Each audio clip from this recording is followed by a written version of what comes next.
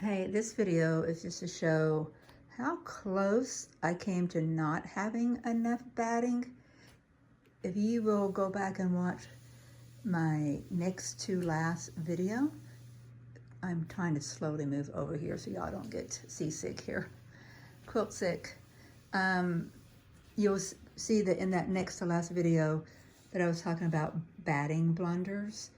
And somehow in that video, I was off by a considerable amount on how I cut this.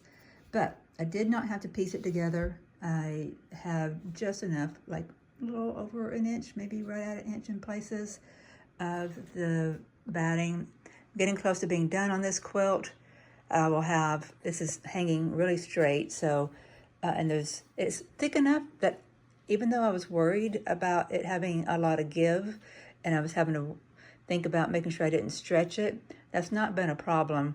And I haven't had to stretch it for it to lay flat. So it's been working out just fine. Just wanted any of you who were following that video who was wondering, oh, did she make it? Well, just by, what is that expression?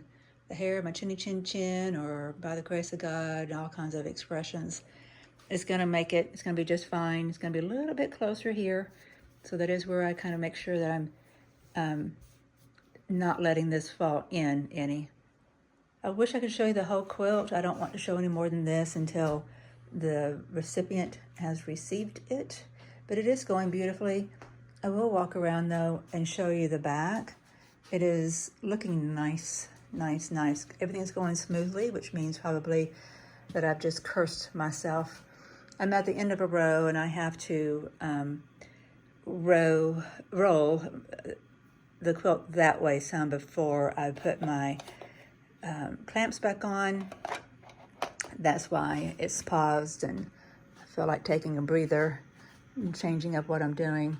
I do have an issue with my battery, and that's what the last video was about. Let's see if we can get over here. I had to step over a cable that's hooked up to the wall there. So yeah, I would never have thought of using a swirly heart. You can't really even tell right now. See if you can. It's really hard to tell that this is swirly hearts. I'm using a blue thread in the bobbin. I can go show you what that color is here in a second. I thought it was a good way for the backing to have just a little bit of texture and not have any additional design, so that all of the design is featured on the front. But you know, I love thread. I love quilting lines.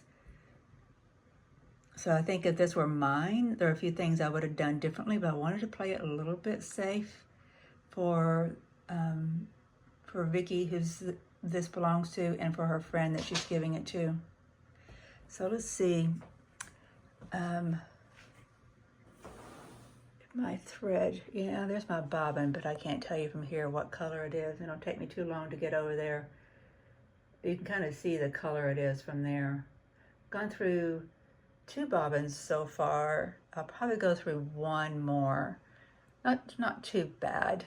Not too bad. Everything is going rather smoothly.